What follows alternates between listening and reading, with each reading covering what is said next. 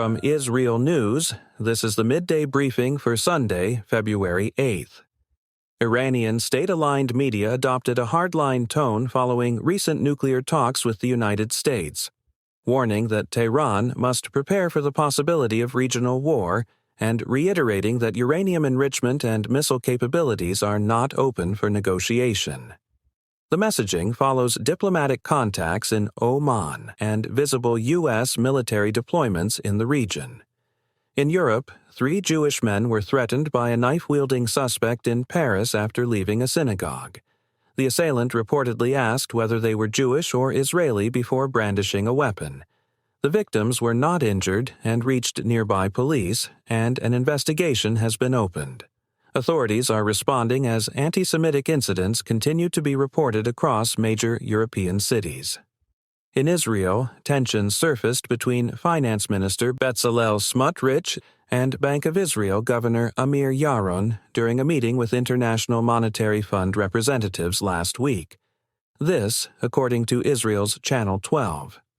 The meeting was delayed after a dispute over language related to interest rate policy, with the governor reportedly refusing to proceed until the wording was removed. The development reflects ongoing friction between fiscal and monetary authorities. Israel's security cabinet approved a series of measures described by ministers as a major shift in West Bank policy, expanding Israeli administrative authority and easing procedures tied to settlement development. The changes include transferring certain planning powers in Hebron to Israeli bodies, publishing land registries, and adjusting legal barriers to property purchases. The move takes place amid ongoing debate over governance, sovereignty, and the future status of the disputed territories.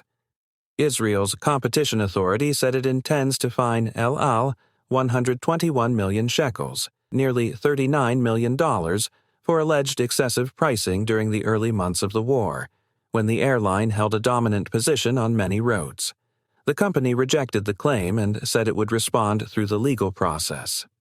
The action follows scrutiny of wartime market conditions and consumer protections.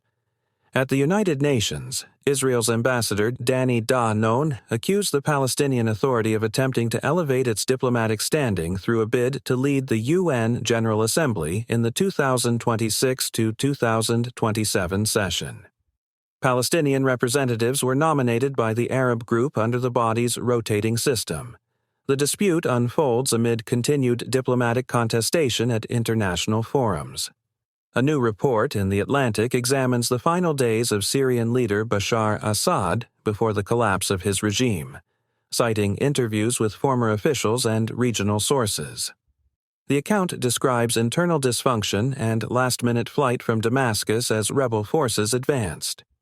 The reporting comes as analysts continue to assess the regional implications of Syria's political transition. Members of Israel's Olympic bobsled team reported a break-in at their training apartment in Europe ahead of the Milan Winter Games, with the passports and equipment among items stolen.